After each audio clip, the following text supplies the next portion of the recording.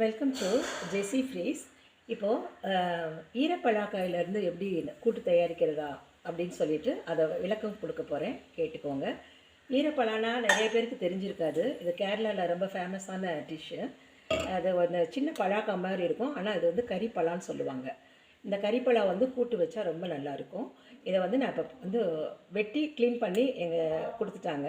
இதில் நான் எப்படி கூட்டு பண்ணுறேன்னு சொல்லிட்டு உங்களுக்கு சொல்ல போகிறேன், இதை கேட்டுக்கோங்க. முதல்ல தேங்காய் எண்ணெய் தான் இதுக்கு யூஸ் பண்ணணும். ஒரு 3 ஸ்பூன் 4 ஸ்பூன் அளவுக்கு தேங்காய் எண்ணெய் விட்டுக்கோங்க.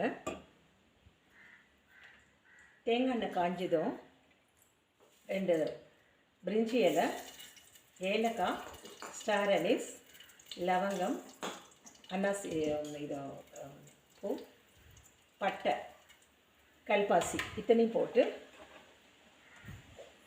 ஃப்ரை பண்ணணும். இது வந்து ஃப்ரை பண்ணணும். இதுக்கு வந்து ஃப்ரை ஆகிட்டு இருக்கட்டும். இதுக்கு வந்து நம்ம ஒரு மசால் வந்து தயாரிக்கணும். அதுக்கு முன்னாடி இது வந்து ஃப்ரை ஆகி முடிஞ்சோடனே சின்ன வெங்காயம் இருந்தால் சின்ன வெங்காயம் போடுங்க, பெரிய வெங்காயம் இருந்தால் பெரிய வெங்காயம் போட்டுக்கலாம். நான் இப்போ இதுக்கு சின்ன வெங்காயம் போட்டிருக்கேன். சின்ன வெங்காயம் வந்து நல்லா கொஞ்சம் அதில் போட்டு நல்லா தாளித்து விடணும். நல்லா கொதிச்சு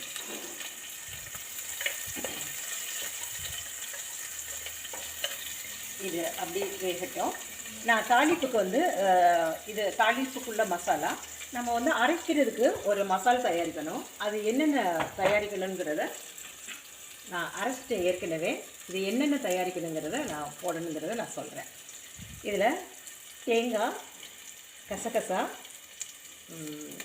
சீரகம், சோம்பு, சின்ன கொஞ்சம் பட்டை துண்டு சின்னது, 2 லவங்கம், 2 ஏலக்காய், 4-5 முந்திரி பருப்பு போடணும்.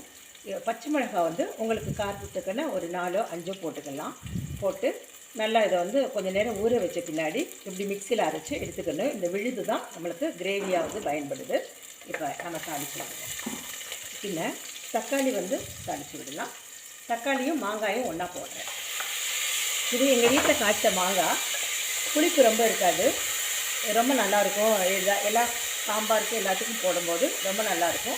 இந்த மாங்காய் சேர்த்துகளில் வந்து ரொம்ப சுவையாகவும் இருக்கும் இந்த கூட்டுக்கு. இதை வேகட்டும்.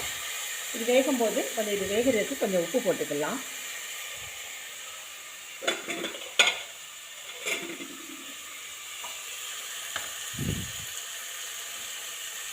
உப்பு கொஞ்சம் போட்டு கொஞ்சம் நேரம் தாளித்து விடணும். தாளித்து விடும்போதே அந்த மசாலைக்குரிய இது என்னென்ன எடுத்துருக்கேன்னு பாருங்கள். சோம்பு, ஏலக்காய், லவங்கம், பட்டை, பச்சை மிளகாய், இதோட கொஞ்சம் சீரகம்.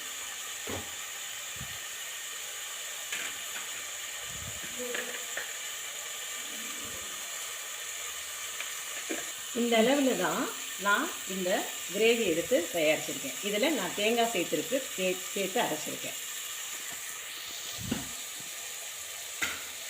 இதை தாளித்து முடிஞ்சோடனே கொஞ்சம் இஞ்சி பூண்டு விழுது வந்து நம்மளுக்கு ஒரு 2 ஸ்பூன் அளவுக்கு சேர்த்துக்கணும். ஏன்னா இது வந்து கொஞ்சம் வாய்வு, அதனால் இஞ்சி பூண்டு அளவு தாராளமாக சேர்க்கலாம். இப்போ இந்த இஞ்சி பூண்டு சேர்த்து நல்லா வதக்கி விடணும். ஏன்னா அடி பிடிச்சிரும், அதனால் வதக்கிட்டே இருக்கணும். ஒரு 2 நிமிஷம் வதக்கின பின்னாடி நம்ம அரைச்சி வச்சுருக்க அந்த பேஸ்ட் இருக்கு இல்லையா, சீரகம், சோம்பு, கசகசா, முந்திரி பருப்பு, ஏலக்காய், பட்டை, லவங்கம், தேங்காய் இத்தனையும் அரைச்சி வச்ச இந்த விழுதை இதை மறுபடியும் இதில் போட்டுடணும். அப்படியே போட்டுடணும். இதில் ஒயிட்டாக வர்றதுக்காக நம்ம மஞ்சத்தூள் சேர்க்க வேணாம். இது ஒயிட் கிரேவியாக வரணும்னு நம்ம நினச்சா நம்ம வந்து இதில் மஞ்சத்தூள் சேர்க்காம இப்படி போட்டு இது பண்ணிக்கலாம். வதக்கி இந்த மசாலா வாசனை போகிற வரை கொஞ்சம் நேரம் நல்லா வதக்கி விடணும். இது வதங்கட்டும்.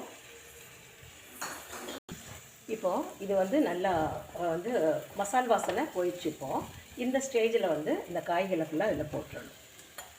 போட்டுட்டு இதுக்கு தேவையான உப்பை வந்து இப்போது இதுக்கு தேவையான உப்பு வந்து நம்ம ஏற்கனவே கொஞ்சம் உப்பு சேர்த்துருக்கோம் தக்காளி இதெல்லாம் வேகிறதுக்கு. இப்போது இதுக்கு தேவையான உப்பை நாம் ஒரு ரெண்டு ஸ்பூன் அளவுக்கு நம்மளுக்கு எவ்வளோ எடுத்துருக்கோமோ அந்த காய்க்கு தேவையான உப்பு நம்ம சேர்த்துக்கணும். சேர்த்து நல்லா ஒரு முறைக்கு 2 முறை நல்லா அதை வதக்கி விடணும். இந்த மசாலையோட இந்த காய் சேரணும்.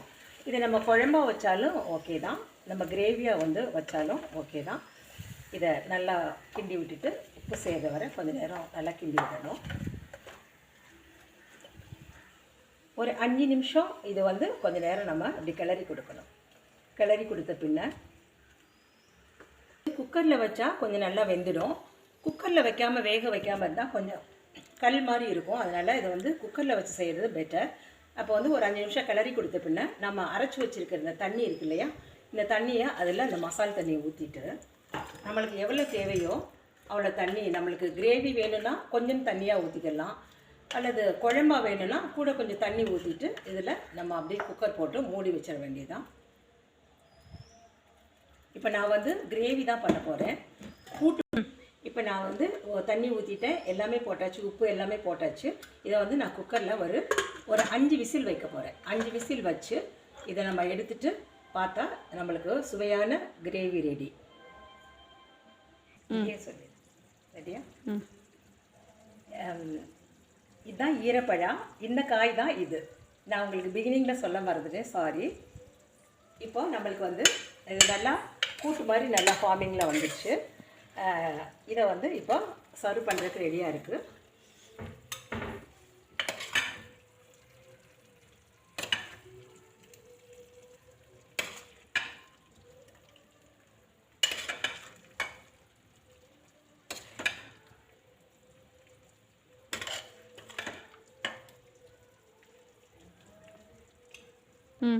இப்போ இதில் லாஸ்ட்டில் என்ன செய்யணும், லைட்டாக பச்சை தேங்காய் எண்ணெயை லேசாக அதை ஸ்ப்ரெட் பண்ணி விட்டு நம்ம அப்படி கொஞ்சம் நேரம் இதை மூடி வச்சிட்டோன்னா உங்களுக்கு இந்த கூட்டு ரொம்ப சுவையாகவும் மணமாகவும் இருக்கும். இதை உங்களுக்காக நான் செய்த ஈரப்பழாக்காய் கூட்டு. சப்ஸ்கிரைப் பண்ணுங்கள். நான் பிகினிங்னால எனக்கு கொஞ்சம் கமெண்ட் பண்ணுங்கள். அப்போ தான் எனக்கு தடுமாற்றம் இல்லாமல் நான் வீடியோ போடுறதுக்கு வரும். லைக் பண்ணுங்கள், ஷேர் பண்ணுங்கள், சப்ஸ்கிரைப் பண்ணுங்கள். Okay, thank you.